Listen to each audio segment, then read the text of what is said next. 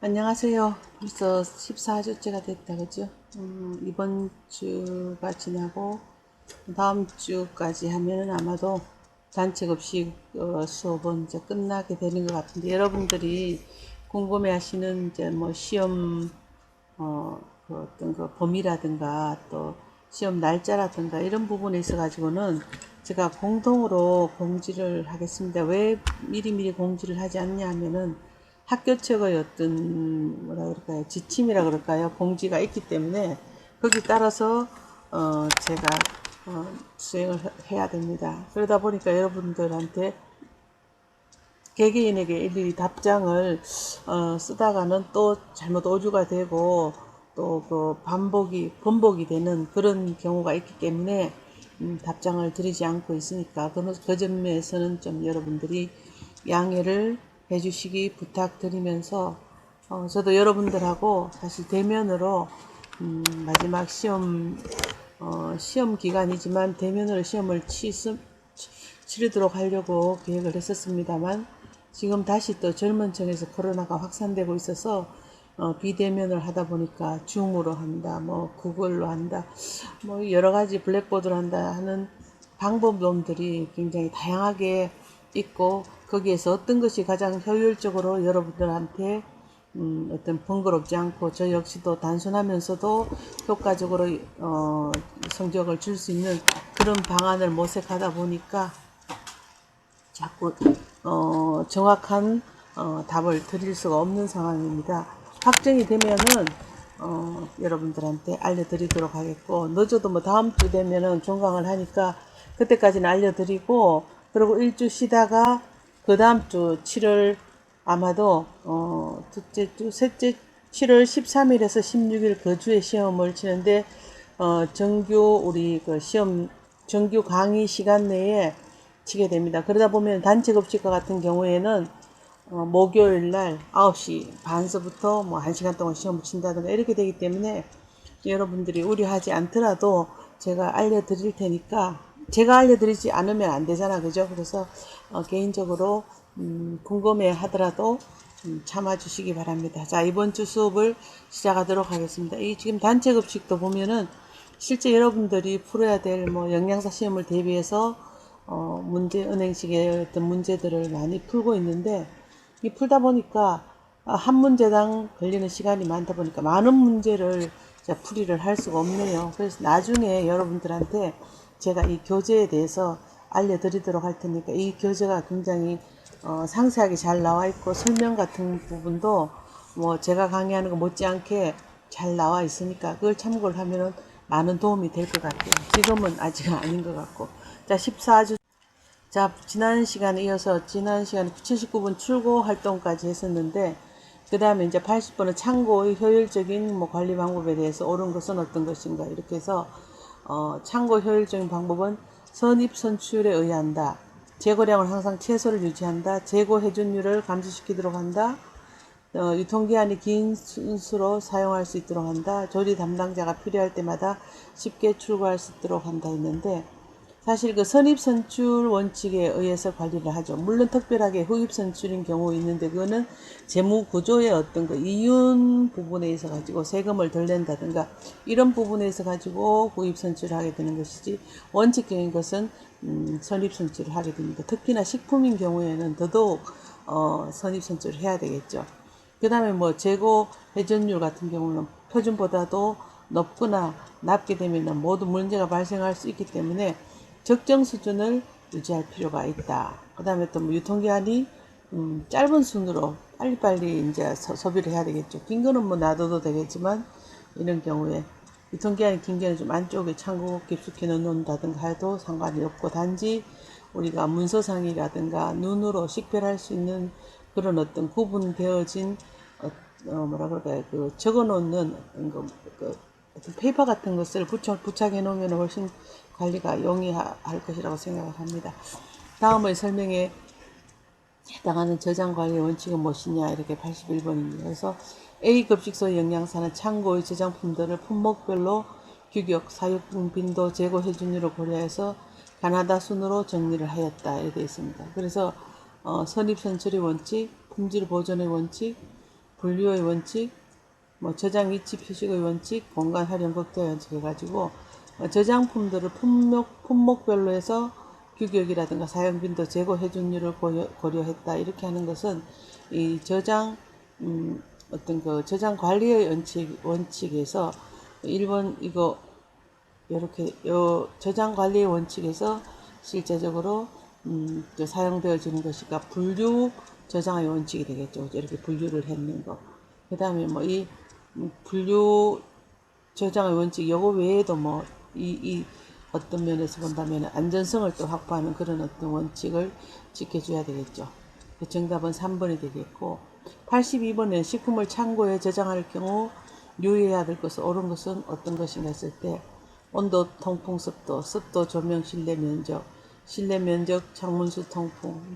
근데 바로 온도라든가 적정 온도, 통풍이 잘 돼야 되겠고 습도를 유지해야 되겠죠, 그죠? 그래서 이러한 물론 면적 같은 것도 조금 더 넓으면 좋겠지만 그런 것은 구태여 유의하지 않더라도 이러한 것들에 대해서 제일 중요한 것은 바로 1번이 되겠습니다.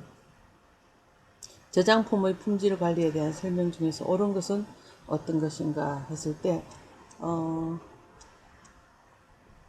창고 내 물건들은 누구나 쉽게 꺼내갈 수 있도록 항상 개방해둔다. 안되죠.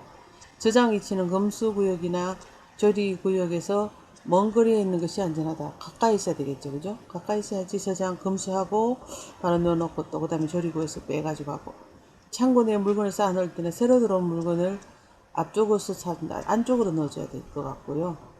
냄새를 흡수하는 대표적인 식품 밀가루, 우유, 버터 등은 냄새를 발하는 식품종을 두지 않는다. 이게 중요한 거죠. 이렇게 해야 되겠고. 그 다음에 입출고의 관리는 별도의 기록을 유지하기보다는 일정 기간마다 실사를 통해서 파악하는 것이었다.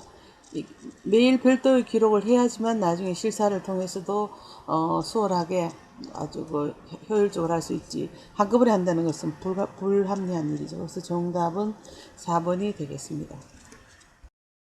그 다음 단체급식에서 비축식품에 해당되는 것은 어떤 것인가 했을 때 쌀미역, 조미료, 빵, 생선, 채소, 과일, 국수, 달걀, 우유 이렇게 있는데 이 비축해가지고 보관할 수 있는 것들은 이제 건조된 쌀이라든가 건조식품인 뭐 미역 같은 거, 또 뭐 콩종류, 건어물류, 건물류, 뭐 기름, 조미료, 통조림 이런 것들은 비축식품에 해당이 되겠죠. 주로 이제 어떤 거 저장성이 높은 것으로 해야 될 것 같습니다. 정답은 1번이 되겠고 다음 중 신선한 달걀에 해당되는 것은 어떤 것인가? 비중이 작은 거. 비중은 보통 뭐 이렇게 식염수에 넣었을 때 좀 가라앉아야 되니까 1.08 정도가 돼야 되니까 비중이 낮으면은 뜨게 됩니다. 그래서 이건 아니고 껍질이 약간 거칠어야 되겠죠. 아주 매끈하게 되는 것은 이제 신선도가 좀 떨어진 거. 수양 난백이 많은 거. 물 모양의 난백입니다. 계란 흰자. 계란 흰자를 깨뜨렸을 때 하얗게 퍼져버리는 게 이거는 오래된 거죠. 기실이 많은 것, 공기구멍이 많은 것도 오래된 것, 남백의 양이 많은 것, 이건 별 상관이 없으니까 농후남백이 많아야 될 것 같습니다. 그래서 정답은 2번이 되겠고, 물론 이제 더 좋은 거는 어떤 그 난황계수라든가 이런 것을 체크하는데 그 난황계수를 체크하기 위해서는 실제적으로 이제 뭐 깨트려 본다든가 이런 부분이 되기 때문에 우선의 신선한 달걀을 본다는 것은 산란일자도 보면 되겠죠. 달걀 우리 그 품질 평가할 적에 산란일자, 그 다음에 뭐 어떤 뭐라 그럴까요? 재배 농가의 그 어떤 보유 번호, 그 다음에 재배 방식 케이지에 들어가는 4번이라고 얘기했잖아요. 이렇게 한다는 거.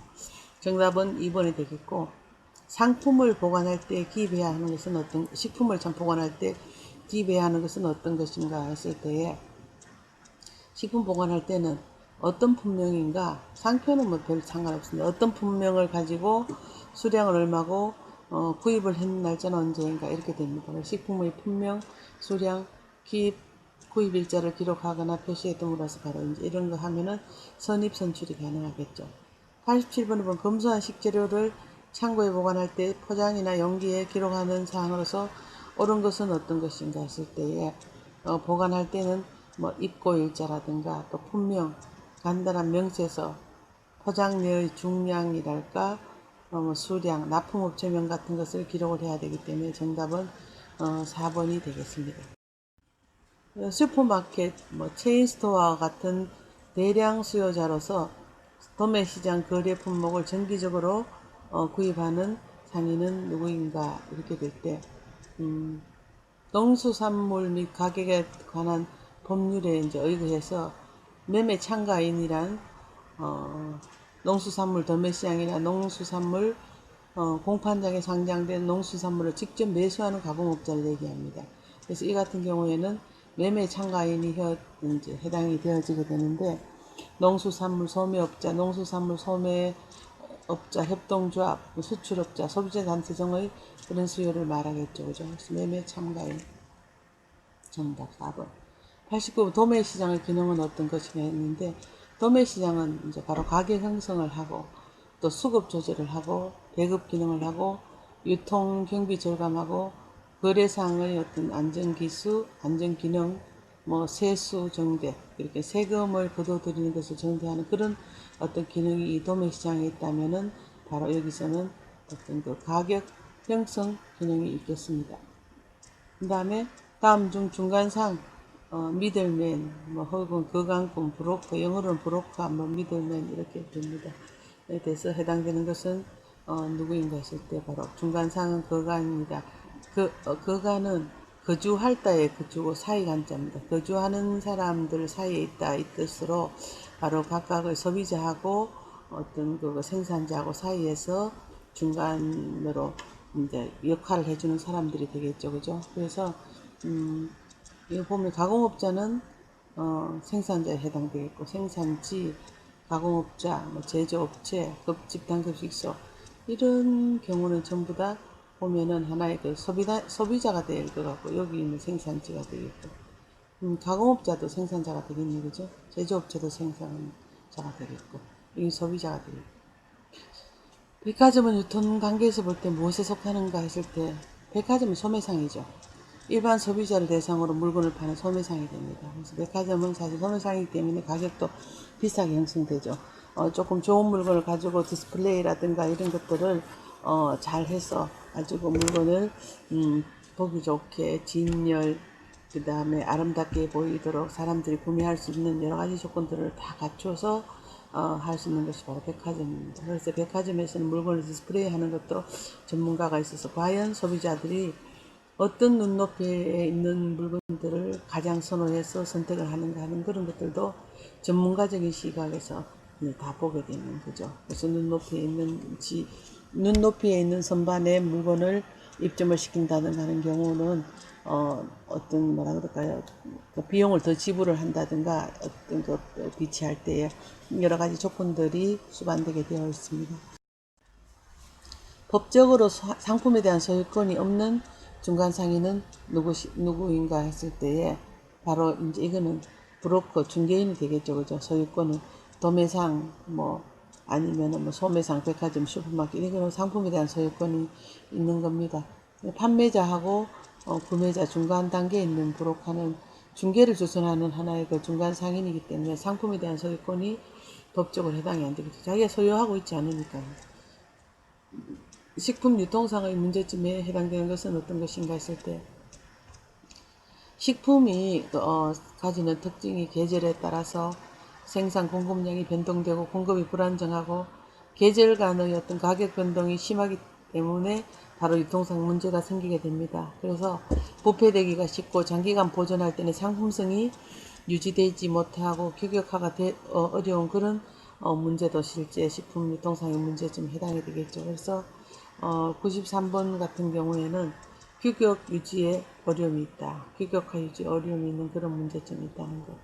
그 다음에 재고관리법 중 물품의 가치도에 따라서 차별적으로 관리하는 방법은 어떤 것인가 했을 때 물론 정답은 ABC 관리법인데 ABC 관리법이라는 것은 재고 품목이 다양해지고 일일이 관리하는 절차를 가급적이면 배제하고 보다 효율적인 관리를 위해서 물품을 가치도에 따라서 차별적으로 관리하는 것을 ABC 관리법이라 해가지고 이거는 재고 관리라든가 구매 관리라든가 이런 게 할 적에 기본적으로 따라다니는 것들이 됩니다.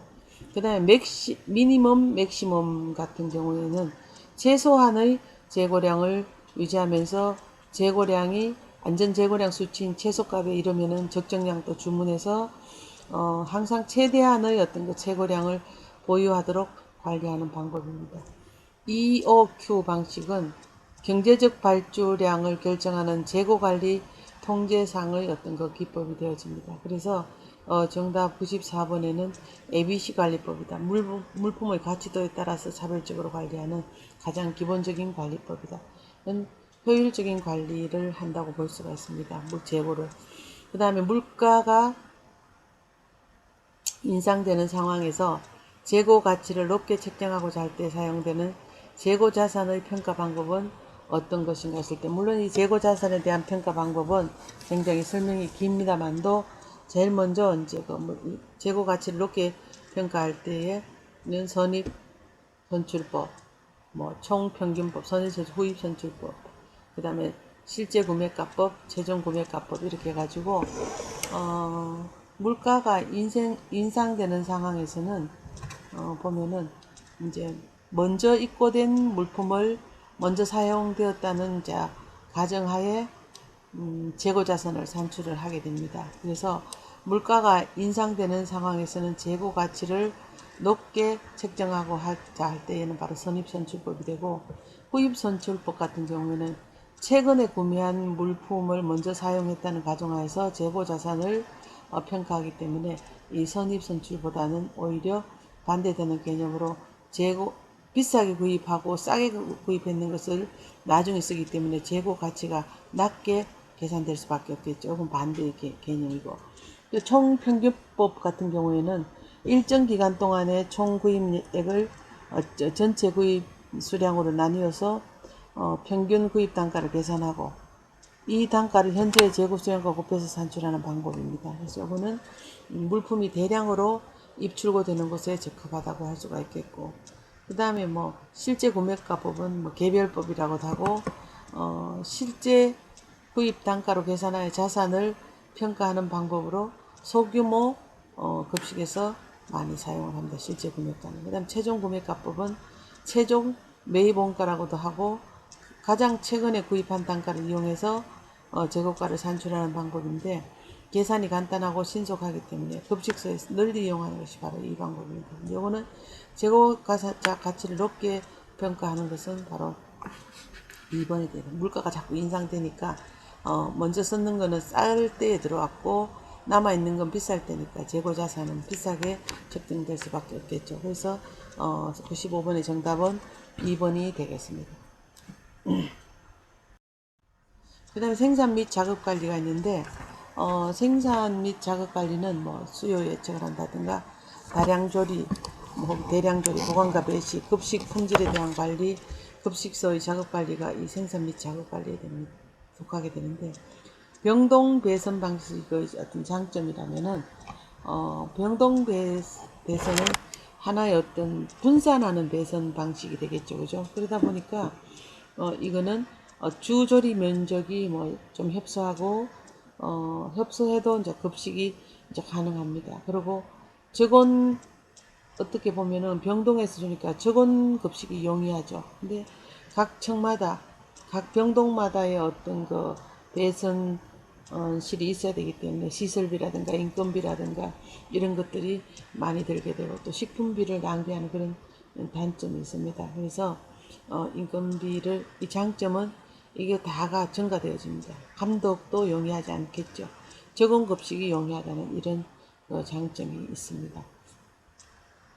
고객이 다양한 음식을 제공하는 진열대의 배식 라인을 따라가며 본인의 기호에 맞는 음식을 선택하고 선택한 그 음식의 가격을 지불하고자 하는데, 이때 활용하면 좋은 서비스가 무엇인가 했을 때에 바로 이 트레이는 갖다 주는 것들이 되겠죠.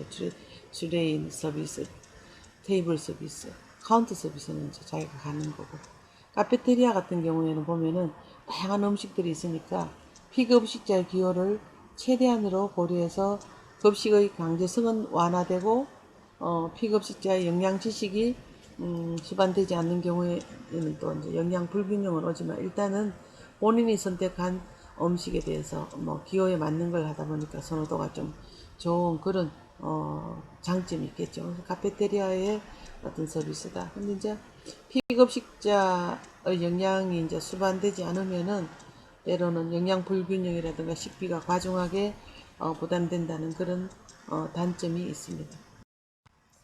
급식 생산 과정에서 대량 조리의 특징으로서 옳은 것은 어떤 것인가 했을 때에 시간의 제약이 없다, 계획적인 생산 통제가 필요하다, 기기 사용보다 수작업이 많다, 음식의 맛과 질감 변화가 적다, 맛, 질감 변화가 적어 조리법에 따른 제약이 없다 이랬는데, 실제적으로 단체 급식에서 조리 작업은 대량 조리이기 때문에 대량 조리 기구라든가 뭐 기기 같은 것을 사용을 해야 되겠고, 또 보면은 조리 후에 미생물적, 뭐 관능적, 영양적 품질 관리가 필요합니다. 조리 시간이라든가 온도의 통제가 필수적입니다. 그래서 아울렛 이제 어떤 단체 급식소의 음식 생산은 소규모 가정식에 비해서 계획적인 어떤 생산 통제가 필요하다는 이런 특징이 있기 때문에 정답은 2번이 되겠고, 단체 급식소에서 재료 구입 시 전처리된 재료들을 사용할 경우의 이점은 무엇인가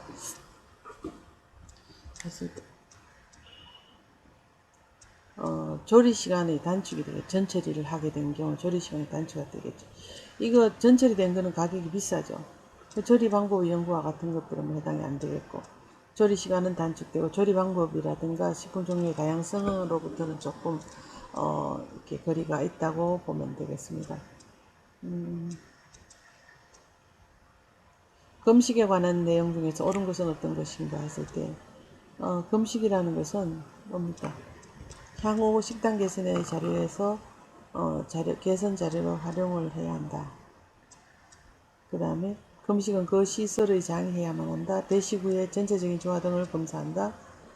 금식의 목적은 식중독 원인을 규명 판단하는 것이다. 이거는 이제 고전식이죠. 금식은 1회 실시함으로써 안전하고 신선한 식단을 제공할 수 있다 이랬는데, 음식의 질감이라든가 색깔, 맛, 농도, 모양, 온도, 위생상태 등을 어떤 식단의 랜덤미를 총괄적으로 판단하기 때문에 향후 식단 개선을 하기 위한 자료로서 충분히 활용을 할 수가 있습니다.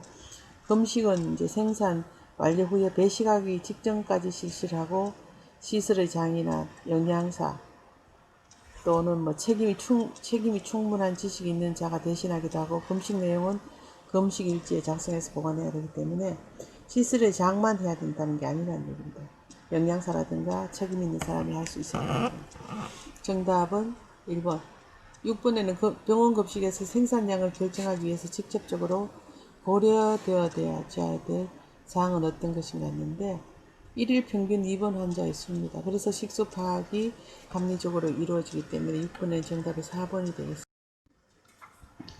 그 다음에 병원 급식에서 중앙배선 방식의 특징은 어떤 것인가 했는데, 중앙배선, 좀 전에 이제 1번에서 우리가 보통 내가 설명했었죠. 병원 급식은 보통 분산 배식하고, 그 다음에 중앙 어떤 배선 방식이 있는데, 이 중앙 배선 방식은 주방 면적이 좀 커야 되고 1인당의 배식량을 조절하기 쉽기 때문에 식품비라든가 인건비를 절약할 수가 있고, 또 주방 면적을 넓어야 하고 적은 배식을 위해서 고가의 그 배식차를 준비해야 되는 그런 이제 단점이 있게 되겠죠. 그래서 7번에 보면은 이거 전문적인 중앙 통제가 잘 되고 배식량 조절이 쉽다는 그런 뭐 장점은 있지만, 나머지는 전부 다 이거는 의배되는 설명이 되겠습니다. 분산 배선 방식의 특징은 무엇인가 했을 때, 병동으로 분산할 때는 바로 중앙 배선보다도 식기 저장고라든가 종업원이라든가 뭐 감독자 이런 수가 많이 필요하죠. 그런 주조리실의 면적이 크지 않아도 가능하겠고, 그 다음에 적은 어떤 금식이 용이하다. 그런 면에서 본다면 장점이 되겠죠. 그래서 8번에는 많은 수의 감독자와 종업원 수를 필요로 한다는 것. 왜냐하면 각 병동마다 다 관리하고 배선해 줄 수 있는 그 공간이 필요하기 때문에 그렇습니다. 정답 3번이 되겠고, 병원 급식에 대한 설명으로서 옳은 것은 어떤 것인가 되어 있을 때, 병원 급식에 대한 옳은 것은 중앙 배선 방식 온도 유지를 위해서 설비 투자가 많이 소요가 된다. 왜냐하면은 그 배선차와 같은 것들에 대해서 보냉차라든가 이런 것들이 있어야 되겠고, 그죠? 여기서 보면은 병동 배선 방식은 노동력 통제가 용이하지 않죠. 병동으로 각각 가 있기 때문에. 그래서 9번에는 이 온도 유지를 위한 어떤 배송차보다도 배송카와 같은 것들의 설비 투자가 많이 필요로 합니다. 중앙 배선은 각층의 배선실이 필요 없죠. 분산 배선이 필요하죠. 그죠? 최근 경량화 정차 병동 배선으로 이동하는 추세가 아니죠. 정답은 5번이 되겠고, 10번에는 보면은 병원의 건물 구조가 낮고 병동이 넓게 배치되어 있는 경우에 적당한 배식 방법은 어떤 것인가? 병동 배선해야 돼요. 건물 구조가 낮다 그럴까요? 이게 저층이란 얘기죠. 그리고 병동이 넓게 펼쳐져 있으면은 각각의 병동에 따라 가지고 이 병동 배선 서비스를 해야 될 것 같습니다. 주조리실에서 병동 단위로 배분된 음식을 병동 배선실에서 상차림해 가지고 환자들에게 배식을 해주는 그런 3번이 가장 적합할 것 같습니다. 대량 조리의 생산관리 측면에서 고려해야 될 점으로서 옳은 것은 어떤 것인가 했는데, 대량 조리의 가장 기본적인 어떤 기본이 되는 생산관리라면은 급식 품질의 일관성이고 그 양의 적절성입니다. 그러다 보면은 11번에는 온도라든가 소요시간, 제품평가, 그 다음에 산출량, 배실량 조절, 이것이 여기에 해당이 되어지겠고, 즉 효율적인 어떤 것이 이 대량 조리에서 이거 생산을 위해서는 비용 낭비를 최소화할 수 있기 때문에 급식의 생산관리 측면에서 온도라든가 소요시간, 그 다음에 산출량, 배식량 조절이 가능하고 제품의 평가가 잘 고려되어야 되는 그런 측면이 있습니다. 대량 조리 같은 경우는. 단체 급식 시설에서 대량 조리할 때 주의할 점으로서 옳은 것은 어떤 것인가 했는데, 단체 급식 시설에서 대량 조리할 때는 가능한 한 가열한 요리를 제공하는 게 좋겠죠. 왜냐하면 가열하지 않으면 혹이라도 비가열 식품으로 인한 어떤 미생물 번식이라든가 이런 문제가 되기 때문에, 가열 조리 후에 장시간 두면은 미생물 번식되죠. 달걀은 완전 식품이기 때문에 날 것으로 사용해도 무방하다 아니죠. 조리 후 잔반을 남기지 않기 위해서 소비될 때까지 공급한다 이것도 아니고, 두부는 차게 제공하기 어렵기 때문에 뜨거운 상태로만 제공을 한다. 이것도 곤란하고, 단체 급식의 경우 조리 후 배식까지 시간을 2시간 이내로 짧게 잡아준다는 거죠. 두부를 만약에 차게 제공할 경우에는 살균 한번 하고 삶아서 살균한 후에 차가운 물로 이제 식혀서 공급을 하면 되니까 12번이 5번이 되겠습니다. 단체 급식에서 1인 분량의 통제에 대한 설명을 옳은 것은 어떤 것인가 되어져 있는데, 1인 분량은 보통 메뉴 생산량과 원가를 통제하는 요소이기 때문에 이를 조절하기 위해서 조리 단계에서부터 실제적으로 어떤 분량을 결정을 하고 표준 레시피 활용하고 배식 도구의 어떤 용량을 파악해서 배식 도구를 일정 양씩 배분하도록 하는 그런 훈련이 필요하게 됩니다. 그래서 이거는 학교 급식 경우 학년차, 개인차를 고려해 적정량이 배분되도록 기준을 설정하는 게 중요하겠죠. 4번. 그 다음에 급식소에서 음식의 품질을 통제하기 위한 목적으로 사용되는 수단으로서 옳은 것은 어떤 것인가 했는데, 대차 대접표, 손익계산서, 식품 수불부, 표준 레시피, 식품 사용 일개표인데, 음식의 품질을 통제하기 위한 목적으로 되는 것은 뭔가 하면은 바로 표준 레시피가 되겠죠. 그죠? 손익계산서 같은 경우에는 기업의 경영 성과를 보고 회계 일정 기간 동안의 수익이라든가 비용이라든가 순이익의 관계를 보는 것이 되겠습니다. 그래서 이러한 경우에는 음식의 어떤 품질 통제보다는 생산 비용을 통제하기 위한 수단의 손익계산이 되겠고, 음식의 품질을 통제하기 위해서는 바로 표준 레시피가 사용이 되는 것이 적합하다고 볼 수가 있습니다. 다음 중 배식의